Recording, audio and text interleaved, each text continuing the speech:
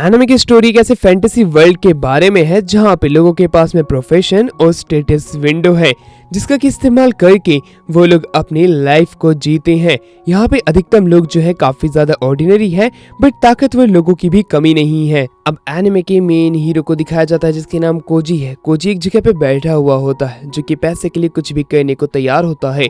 एक बाप और बेटा जोर से चिल्लाते हैं जिनका की लेवल कम होता है। उनके सामने एक मॉन्स्टर था, वो काफी ज्यादा डरे हुए होते हैं। कोजी को आवाज जा चुकी थी, वो एक कॉइन फेंकता है और मॉन्स्टर वहीं पे खत्म हो जाता है। मरने के बाद में मॉन्स्टर कॉइन्स फेंकता है। वहीं दूसरी तरफ अब कोजी जो है बाप और बेटे के सामने आकर के कहता है अब चिंता मत करो, मैंने तुम्हें बचा लिया है। उसके पास में इतनी ताकत देख करके वो हैरान हो जाते हैं क्योंकि मॉन्स्टर को मारना कोई आम बात नहीं थी। वहीं दूसरी तरफ कोजी जो होता है अपने पास से कुछ गोल्ड कॉइन उनको देता है जो कि उसने मॉन्स्टर को हंट करके कमाए होती हैं और वो कहता है कि आप लोग यहाँ से अब जा सकते हो। बट बाप और बेटा जानना चाहते थे कि वो कहीं इस कंट्री का हीरो तो नहीं है। वो उससे पूछते हैं कि आप हीरो हो, जिसपे कोजी रिप्लाई देते हुए कहता है नहीं, मैं कोई हीरो नहीं बल्कि एक ऑर्डिनरी विलेजर हूँ। यह बात सुन के वो और भी हैरान थे क्योंकि वो भी तो ऑर्डिनरी विलेजर्स हैं। बट कोजी अपना लेवल उन्हें दिखाता है जो कि लेवल 999 होता है। ऐसा लेवल आज तक उन्होंने किसी का भी नहीं देखा था और कोजी अब वहां से चला जाता है। अब हमें बताया जाता है जापान जो है आगे चल करके हेक्सेंड्रिया बन गई जब मॉन्स्टर्स का अटैक होने लगा। मॉन्स्टर्स जैसे ही आई तो ताकतवर योद्धा का भी जन्म होने लग गया जिन्हें की जॉब्स कहा जाता है। अलग अलग प्रकार की जॉब होती है, मॉन्क, थीफ, असैसिन, बट कुछ खास प्रकार की भी जॉब्स होती हैं जो कि लोगों को मिलती है। किंग, सेज, हीरो, ये अभी तक की सबसे ताकतवर क्लासेस होती हैं। बट कुछ ऐसे लोग जिनके पास क्लास नहीं होती उन्हें ऑर्डिनरी विलेजर्स कहा जाता है। जैसे कि कोजी, ये बहुत ही ज्यादा कमजोर होते हैं और इनका लेवल 1 से लेकर 10 के बीच में होता है। बट कोजी ऐसा नहीं है। कोजी का जो लेवल है वो 999 है और इसका पावर लेवल किसी हीरो से कम नहीं होता है। एक छोटी सी लड़की को हमें भागती हुई दिखाया जाता है एक गुफा की तरफ। उसी गुफा के अंदर एक हीरो की स्वॉर्ड रखी हुई होती है। सिटी के अंदर कोजी जो है आ चुका था, इधर से उधर वो घूम रहा होता है। सीन कट होता है। अब हमें एक हीरो और एक मैजिशियन को दिखाया जाता है यानी कि हीलर को। वो यहाँ पे आ चुकी थी उसी ही सिटी के अंदर। वो लोग हीरो की स्वॉर्ड लेने के लिए आए हुए होते हैं। कोजी जो होता है अब एडवेंचर गिल्ड के अंदर जाता है। वो अपने मिशन पूरे करते हुए उन्हें एक पर्चा दिखाता है यानी कि उसने मिशन को कंप्लीट कर लिया है। वैसे ही वो रिसेप्शनिस्ट जो होती है उसे गोल्ड कॉइन देती है। आसपास में लोग काफी ज्यादा हैरान हो जाती हैं कि इसे 5 गोल्ड कॉइन मिले हैं यानी कि इसने खतरनाक मॉन्स्टर्स को मारा होगा। दूसरी तरफ कोजी अब देखता है 10,000 गोल्ड कॉइन वाले चेस्ट को। वो उसको पाना चाहता था, वो उसके लिए ही अपने गोल्ड कॉइन कलेक्ट कर रहा है। अब वो देखता है कि एक मॉन्स्टर को मारने का मिशन मिला हुआ होता है जिसके बदले उन्हें 5 गोल्ड कॉइन मिलेंगे। वो मिशन वो पूरा करना चाहता था। दूसरी तरफ हमें हीरो रेक्स को दिखाया जाता है जो कि अब लोगों के बीच में आकर के स्पीच दे रहा था कि वो लोग डीमन किंग को जरूर से हरा देंगे क्योंकि डीमन किंग की ही वजह से इस पूरे वर्ल्ड के अंदर मियास्मा फैला है जिसकी वजह से कितने सारे बीस्ट करप्ट हो गए और डीमंस ने जन्म लिया और उन्हीं की वजह से हमारे कितने सारे लोग मारे गए। किंग ने हमारे जैसे काफी सारे लोगों को इनसे फाइट करने के लिए बॉर्डर्स पे भेजा हुआ है बट हम भी पीछे नहीं हटेंगे। हम भी आप लोगों का साथ देंगे और डीमन किंग को हराने में अपनी पूरी की पूरी मदद करेंगे। लोगों के बीच में उसकी स्पीच जो है मोटिवेशनल होती है, लोग उससे काफी ज्यादा इम्प्रेस भी होते हैं। कोजी वहीं पे एक आइसक्रीम लेता है और उनकी स्पीच सुनने लग जाता है। रैक्स जो होता है वो अपनी बात को कंटिन्यू करते हुए कहता है कि मैं एक मिशन पे जा रहा हूँ और उधर मुझे लोगों की जरूरत है। आप जैसे ही ताकतवर लोग, तो कौन मेरे साथ आगे आना चाहेगा? एक आदमी अपना हाथ उठाता है, दूसरा आदमी हाथ उठाता है। दोनों का ही लेवल 80 प्लस होता है बट रैक्स उनको साफ साफ इनकार कर देता है कहते हुए कि अभी भी उनका लेवल इनफ नहीं है। यह बात सुनकर के लोगों को गुस्सा आने लग जाता है कि कैसी बात कर रही हैं, 80 लेवल कोई कम थोड़ी होता है। रैक्स कहता है कि मुझे ऐसे टैलेंटेड लोग चाहिए जो कि मेरे साथ डीमन किंग से फाइट कर सके। वो अपना लेवल 90 का दिखाता है बट पिछले वाले लोग जो थे उनका लेवल 80 प्लस होता है। वो लड़की के ऊपर उंगली उठाने लगती हैं।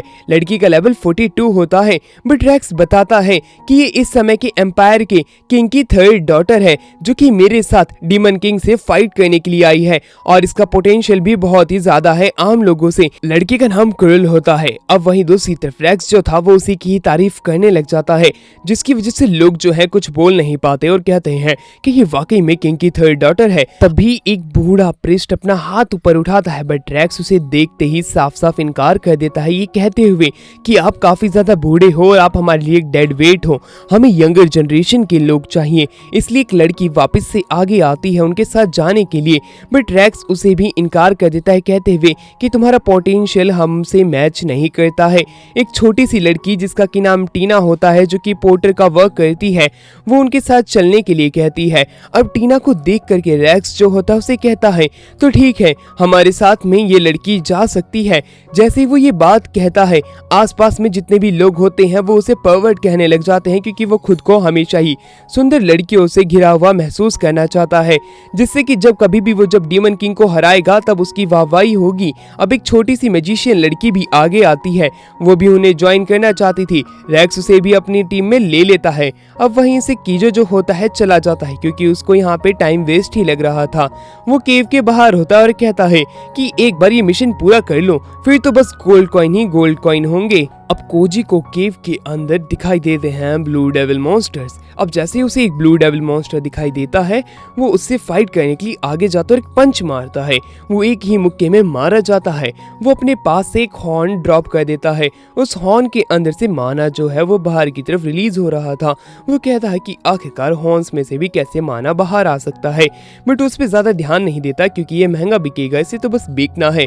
वो अपने इसी ही ग्राइंड को कंटिन्यू करता है। एक के बाद एक मॉन्स्टर मारता जाता है। कुछ समय बाद कोजी आगे चलते हुए हीरोज की पार्टी से टकरा जाता है, जहाँ पे रेक्स जो होता है डेविल ब्लू मॉन्स्टर को एक ही अटैक में मार देता है। अब दूसरी तरफ क्रिल जो होती है वो कहती है कि हमें ऐसे ही आगे बढ़ते रहना होगा। वहीं दूसरी तरफ कोजी छिप जाता है, क्योंकि वो एक एरोगेंट पार्टी से नहीं टकराना चाहता था। क्रूल आगे चलती जाती है, जिसमें पैराना पूछती है कि आखिरकार तुम इतनी खुश क्यों लग रही हो, तुम इतनी तेजी से क्यों चल रही हो। क्रूल एक पल के लिए हैरान थी कि उसे नॉर्मल लोगों की ही तरह इनसे के द्वारा ट्रीट किया जा रहा है। टीना भी उसे नॉर्मली ट्रीट करती है। अब क्रूल काफी ज्यादा खुश होती है, बट पैराना और टीना जो होते हैं वो पूछते हैं कि आखिरकार हम इस एंशिएंट केव में क्या कर रही हैं, क्योंकि हमें तो डीमन किंग से फाइट करनी चाहिए। जिसके ऊपर रेक्स बताता है कि ये बहुत समय पुरानी बात है। रॉयल फैमिली के अंदर बताया गया है कि इस केव के अंदर हीरो की स्वॉर्ड रखी हुई है, जिसकी मदद से डीमन किंग को हराना काफी ज्यादा आसान है। बस हमें इन ग्लो वाले एम्बलम को फॉलो करना है, और फॉलो करते करते हम इस केव के एंड में पहुंच जाएंगे, जिधर वो हीरो की स्वॉर्ड रखी हुई है, और उस हीरो की स्वॉर्ड से डीमन किंग को हराना और भी ज्यादा आसान हो जाएगा। यह बात सुन के पैराना और टीना काफी ज्यादा हैरान होते हैं कि वो वाकई में एक हीरो उसकी स्वॉर्ड को देखने वाले हैं, जिससे कि डीमन किंग को हराना आसान हो जाएगा।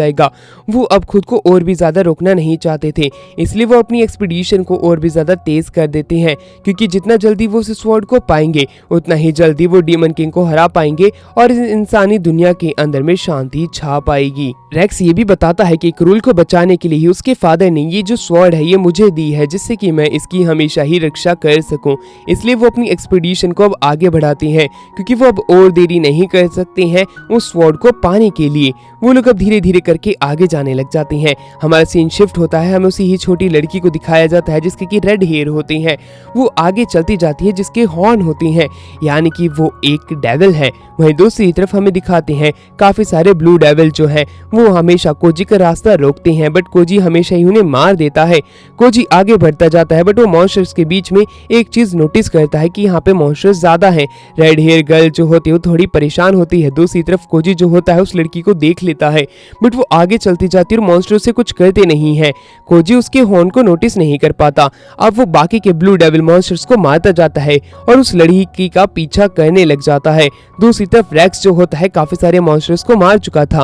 वहीं दूसरी तरफ टीना जो है लोगों को हील कर रही होती है। काफी समय तक वो एक दूसरे की मदद करते जाते हैं, पर ब्लू मॉन्स्टर जो है वो कम होने का नाम ही नहीं ले रही थी। रेक्स कहता है कि मुझे यहाँ पे कुछ ना कुछ गड़बड़ लग रही है। टीना जो होती है वो सभी लोगों को बताती है कि मेरे अंदर स्ट्रेंथ कम है, इसलिए मैं तुम लोगों को ज्यादा समय तक हील नहीं कर पाऊंगी। बट पेरेना, तुम तो काफी ज्यादा पावरफुल हो क्योंकि अभी तक तुम्हारे ऊपर एक भी खरोच नहीं आई है।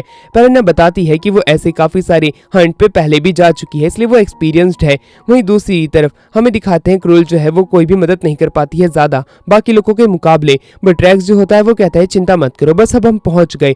अंदर जाकर के वो देखते हैं कि एक लड़की जो है पहले से हीरो स्वॉर्ड वाली जगह पे है, बट वहां पे स्वॉर्ड नहीं है। रेक्स कहता है कि आखिरकार तुम यहाँ पे क्या कर रही हो। बट लड़की के पास से बहुत ही ज्यादा माना रिलीज हो रहा था, इसलिए अब रेक्स को लगने लगता है कि ये जरूर से एक मॉन्स्टर है, इसलिए हमें इसे खत्म करना होगा।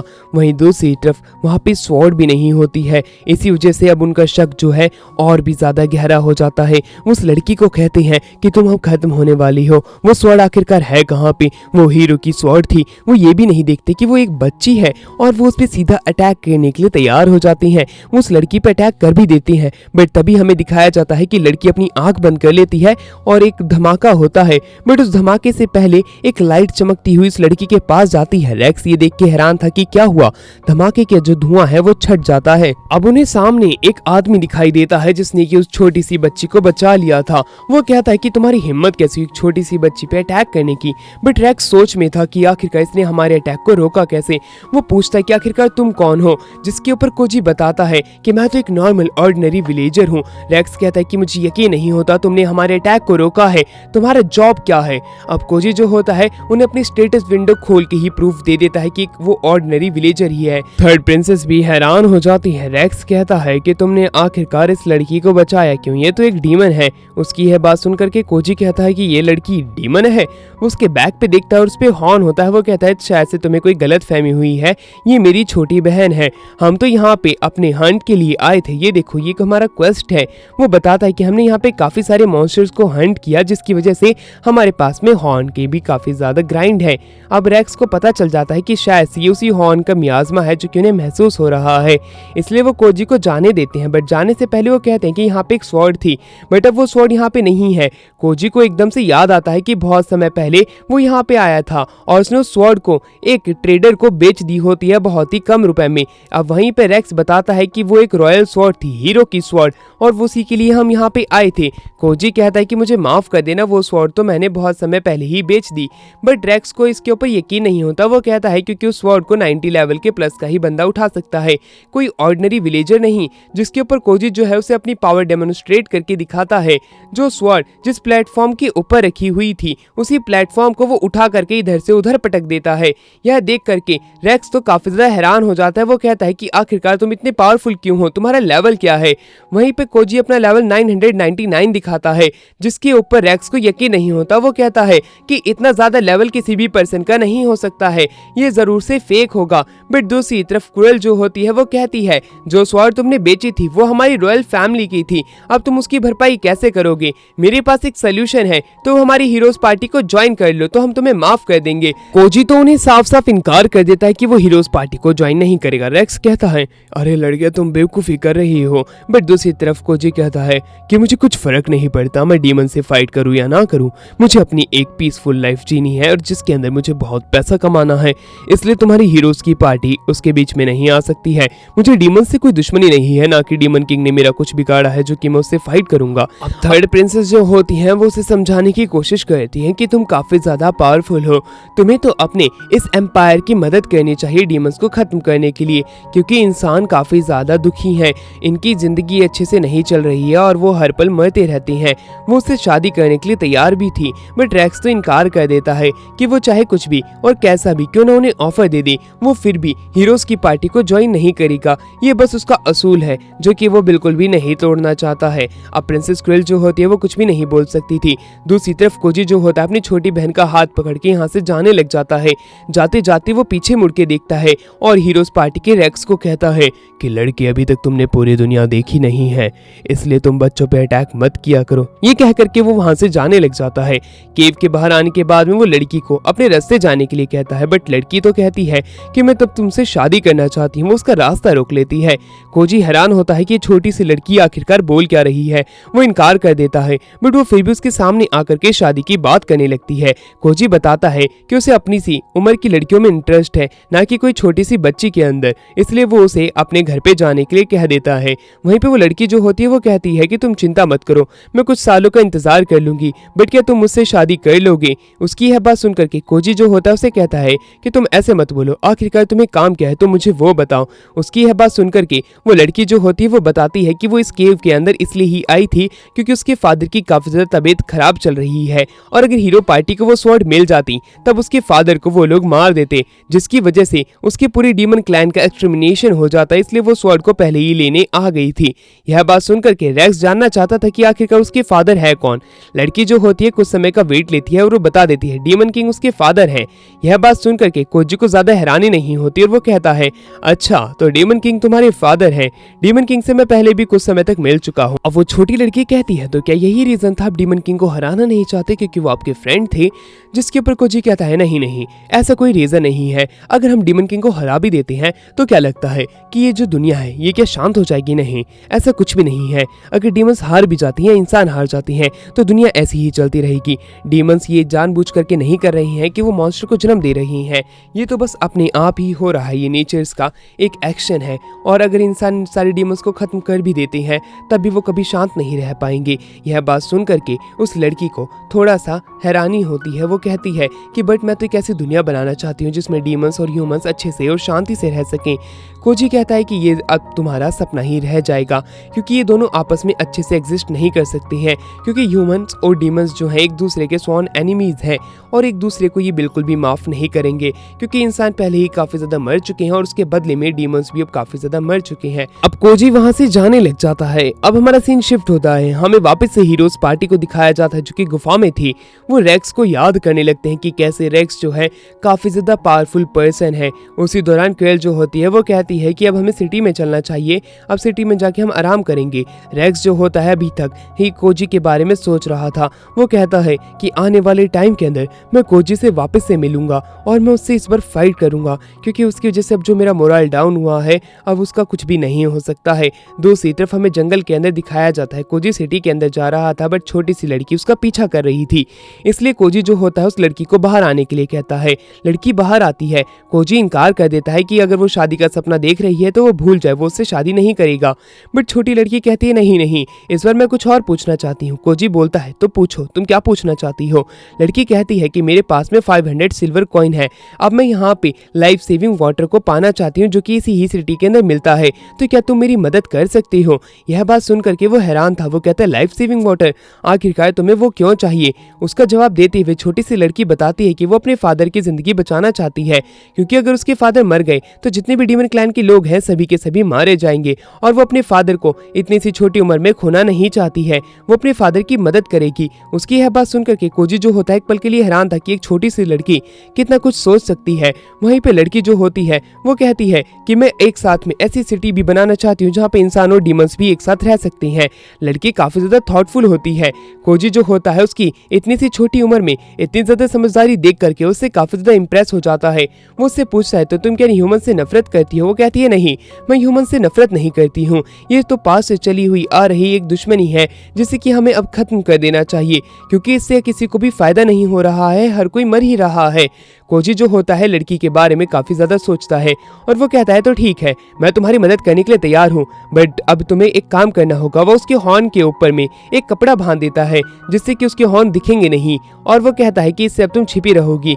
वो कहता है कि जैसा कि मैं तुम्हें पहले ही बता देना चाहता हूँ, लाइफ सेविंग वाटर जो है वो कोई 500 सिल्वर कॉइन में नहीं आता, थोड़ा महंगा आता है, बट मैं फिर भी तुम्हारी मदद करने के लिए तैयार हूँ, बट अब तुम्हें मेरे साथ में रहना होगा। यह बात सुनकर के लड़की तैयार हो जाती है और अपना नाम एलिस बताती है। एलिस और कोजी जो होते हैं वो सिटी के अंदर पहुंच जाते हैं। सिटी के अंदर इधर से उधर घूमने पे वो एक मार्केट प्लेस के अंदर आ जाते हैं। मार्केट के अंदर घूमते घूमते वो एक ऐसे स्ट्रीट वेंडर के पास में जाते हैं जो कि फ्रूट को सेल कर रहा होता है। वो एकदम से एलिस को देखता है। एलिस काफी ज्यादा उत्सुक लग रही थी। दुकानदार को पता चल जाता है वो पहली बार सिटी में आई है, इसलिए वो उसे एक फ्री में सेब दे देता है और कहता है कि अगली बार पैसे लेके आना। एलिस जो होती है वो आस पास में लोगों को काफी ज्यादा खुश देख करके हैरान हो जाती है। वो कहती है कि पहली बार उसने ऐसी एक जगह देखी है, क्योंकि वो अभी तक डीमन सिटी में थी, इसलिए उसे ऐसी चीजें देखने को कभी मिली ही नहीं। एलिस जो होती है अब एक एप्पल की कीमत पूछती है, जिसके ऊपर कोजी जो होता है उसे बताता है कि ये 3.5 ब्रोंज कॉइन का है। अब उसे पूरी की पूरी करेंसी सिस्टम बता देता है।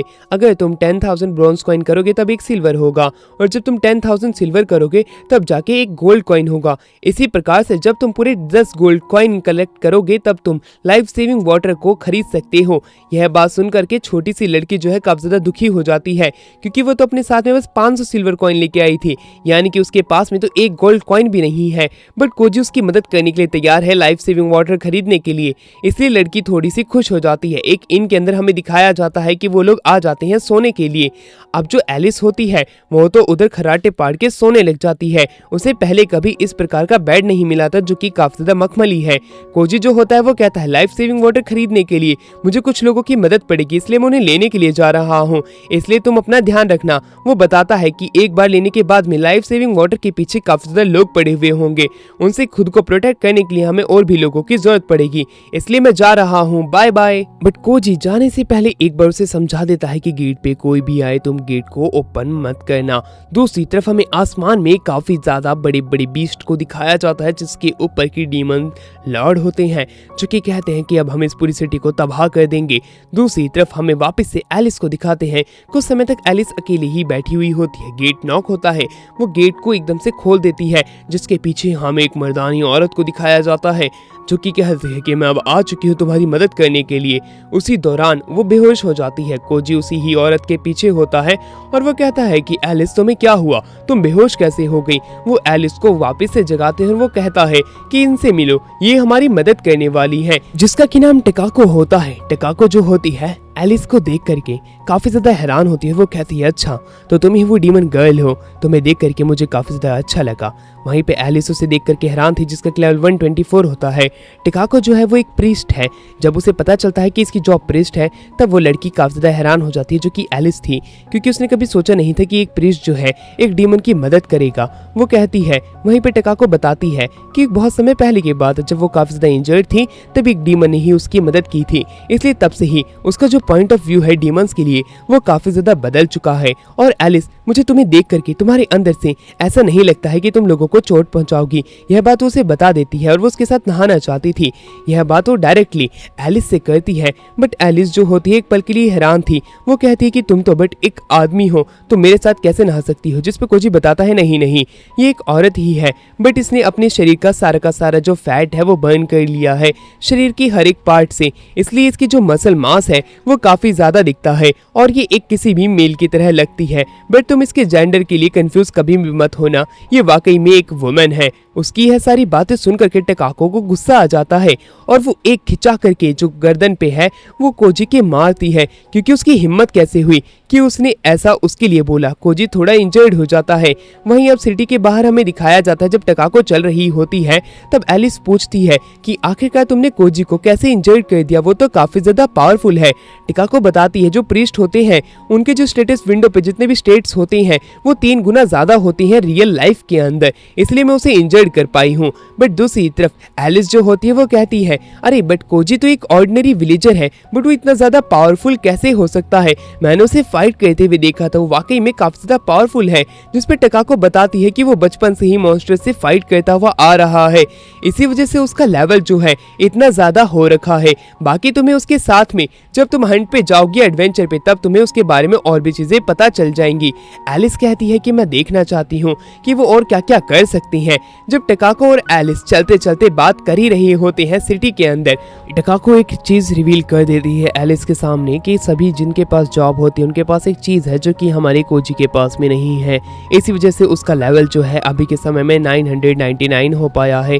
आने वाले एडवेंचर के अंदर तुम्हें कोजी के बारे में काफी सारी चीजें पता चलेंगी जो कि इंटरेस्टिंग है। उसी दौरान एक भूकंप आने लग जाता है। वो लोग सामने देखते हैं एक घर टूट चुका था, आसमान से काफी सारे बीस्ट को यानी कि जंगली सुअरों को नीचे फेंका जा रहा था जो कि करप्ट हो चुके होती हैं। ये जंगली सुअर जैसे ही नीचे आती हैं वो इंसान के ऊपर अटैक करना शुरू कर देती हैं। और वहीं दूसरी तरफ एक डीमन लॉर्ड जो होता है वो कहता है कि ह्यूमन सिविलाइजेशन को पूरे तरीके से खत्म कर दो, ये हमारी डीमन रेस की तरफ से एक आखिरी लड़ाई होने वाली है। वहीं जंगली सुअर जो है वो सभी इंसान के ऊपर अटैक करने लग जाते हैं। एलिस ये देख करके हैरान होती है कि आखिरकार डीमन रेस कर क्या रही है, वो ह्यूमन से वापस से फाइट क्यों कर रही है, और ऐसा लगने लग जाता है कि ऑल आउट वॉर है। दूसरी तरफ कोजी जो है एक डीमन को आसमान के अंदर ही फेंक देता है जो कि उसकी तरफ आ रहा होता है। अब वो अपने इनसे बाहर की तरफ आता है और वो एक एक करके काफी सारे जंगली सुअरों को मारते जाता है जो कि करप्टेड होते हैं और उनकी लूट को कलेक्ट करते रहता है। लूट उसे मिलती जाती है, हवा में उड़ रहे जितने भी बीस्ट होते हैं उन्हें भी वो खत्म करता जाता है। यह देख करके डीमन लॉर्ड हैरान होते हैं कि आखिरकार कौन है जो कि इतना पावरफुल है। दूसरी तरफ हमें हीरोज पार्टी को दिखाया जाता है। हीरो पार्टीज जो है वो अपनी सबसे पावरफुल स्पेल का इस्तेमाल करती है डीमंस को खत्म करने के लिए जो कि हवा में उड़ रहे होती हैं। वो एक के बाद एक को खत्म करते जाते हैं, बट उनका पावर काफी ज्यादा इस्तेमाल हो चुका था, लोगों को भी दिक्कत आ रही होती है। उसी दौरान हमें दिखाया जाता है कि वहाँ पे कोजी आ जाता है जो कि अपने सुअर को फेंक करके उनके अटैक को रोक देता है क्योंकि उनका अटैक गलत जगह पे लग रहा था। क्रिल उसकी मदद मांगती है और वो मदद करने से इनकार कर देता है, जिससे कि वो कहते हैं जरूर से तुम डीमन की साइड में हो, बट वो मना करते हुए कहता है कि अगर हम सभी अपनी पावरफुल लेवल्स को अगर उन्हें दिखा देते हैं तो वो सबसे पहले उसी सिटी पे अटैक करेंगे जहाँ पे कि सबसे ज्यादा पावरफुल लोग होंगे। तुम लोगों में इतनी भी अकल नहीं है, पता नहीं तुम पावरफुल कैसे बन गए और एक हीरो पार्टी कैसे बना ली। तुम लोगों में अकल होनी चाहिए। डीमंस जो ये सारा अटैक कर रही हैं वो ताकतवर लोगों को फाइंड करने के लिए कर रहे हैं, जिससे कि आने वाले समय में उन्हें पता चल सके कि किस सिटी में कितने पावरफुल लोग हैं और किस सिटी में उन्हें सबसे पहले अटैक करना है। एक के बाद वो एक जंगली सुअर को आसमान में फेंकता जाता है। उसकी पावर लेवल का अंदाजा सभी लोग इसी से ही लगा लेते हैं जब वो इस तरह के बीस्ट को बार बार फेंकता जाता है। वहीं दूसरी तरफ वो टकाको की मदद मांगता है। टकाको उसके लिए तैयार हो जाती है। एलिस जो होती है वो खुद कोजी की इस तरह की रो स्ट्रेंथ को देख करके हैरान होती है। दूसरी तरफ हमें डीमन लॉर्ड को दिखाया जाता है जो कि कहते हैं कि आखिरकार ह्यूमन रेस में इतना पावरफुल कौन है जो कि जंगली सुअरों को ही आसमान में फेंक रहा है। कोजी जो होता है एलिस को एक जगह पे रुकने के लिए कहता है क्योंकि वो बाकी के मॉन्स्टर से फाइट करेगा और वो उसके बारे में पूछताछ भी करता है, जिसके ऊपर एलिस बताती है जो पर्सन इस टीम को लीड कर रहा है वो हमारी फैमिली के लिए एक सर्वेंट का काम करता है और वो काफी ज्यादा लॉयल भी है। वहीं दूसरी तरफ क्रिल जो होती है वो उनकी मदद करना चाहती थी, बट कोजी जो है वो इन्हें इनकार कर देता है। वो कहता है कि तुम लोग मेरी मदद नहीं कर पाओगे, इसलिए तुम्हें एक ही जगह पे रुकना होगा और अपने बाकी के लोगों का ध्यान रखना होगा कि जो नीचे जंगली सुअर है वो लोग इन्हें जरूर से परेशान ना करें और बाकी जो ऊपर हवा में उड़ने वाले डीमंस हैं उनसे तो मैं निपट लूंगा, तुम उनकी चिंता मत करो। और कुछ ही समय में ये सिटी पहले की तरह शांति से भर जाएगी। उनकी यह बात सुनकर के आसपास के सभी लोग हैरान हो जाते हैं क्योंकि कोजी जो है वो एक ऑर्डिनरी विलेजर है, बट उसके बावजूद भी उसकी जो बातें हैं वो काफी ज्यादा बड़ी बड़ी है। बट हीरो पार्टीज ने पहले ही कोजी के इस एक्ट को पहले भी देख चुके हैं, यानी कि वो कितना पावरफुल है। वो नीचे एक हाथ लगाता है और एक जंप करता है, वो हवा में उड़ने लग जाता है। हीरोज पार्टी है देख करके काफी ज्यादा हैरान हो जाती हैं क्योंकि वो इतनी बड़ी जंप ले पा रहा है। उसके पीछे टकाको भी होता है। टकाको जो होती है वो अपने पाँव का इस्तेमाल करती है और कोजी को और भी ज्यादा हवा में भेज देती है, जिसकी मदद से वो एक बीस्ट पे आकर के लैंड करता है जो कि हवा में उड़ रहा था और वो पूछता है कि तुम यहाँ पे क्या कर रहे हो। डीमन लॉर्ड जो है वो उसे कहता है कि तुम कौन हो। कोजी बताता है कि वो बस एक ऑर्डिनरी विलेजर है जो कि उसे यहाँ पे रोकने के लिए आया है। इसी के साथ में ये वाला पार्ट यहीं पे एंड होता है। हे गाइस, ये आज हमारे इस वीडियो पे एक अनाउंसमेंट है जो कि है ट्राइडेंट आउटफिटर्स। ये हमारे एक इंस्टाग्राम पे पेज है जिसके ऊपर आपको इस टाइम के सबसे ट्रेंडी आउटफिट्स मिल सकती है। हमारे पास तरह तरह की टी शर्ट्स हैं जो कि हम अपने पेज पे सेल करते हैं। यहाँ तक कि हमारे पास एनिमे इंस्पायर्ड टी शर्ट भी है जो कि आपको काफी ज्यादा पसंद आएगी। ये सारी की सारी ब्रांड न्यू और A1 क्वालिटी की होती है। आई होप आप हमारे इस पेज को जरूर से चेकआउट करेंगे, जिसकी लिंक हमने हमारे डिस्क्रिप्शन और कमेंट बॉक्स के पिन सेक्शन में दे रखी है। और अगर कोई भी क्वेरी हो तो आप वो हमें DM करके भी पूछ सकते हैं। जिस किसी को भी इसका सेकंड पार्ट देखना है वो हमारे चैनल को सब्सक्राइब करके बेल नोटिफिकेशन को ऑल पे जरूर से सेट कर लेना और वीडियो को लाइक यहाँ से जरूर कर देना।